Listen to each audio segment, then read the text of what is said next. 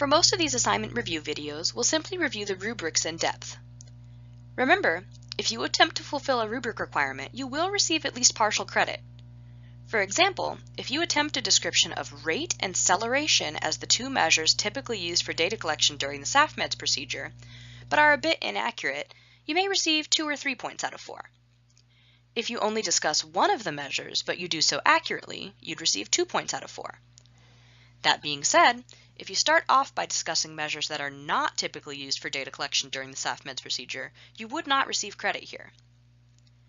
Now consider other alternative measures you could use for data collection during the SAFMEDS procedure. For example, you could count the number of incorrect and correct responses. You could calculate percent accuracy of responses. You could measure the inter-response time between responses, perhaps even the latency between the definition being presented and typing an answer. Note that this rubric requirement does say alternatives, plural, so describe more than one. What would be the benefits of using these other alternative measures? What additional information might those measures provide beyond what is provided by rate or celeration? Would that information be useful in some way?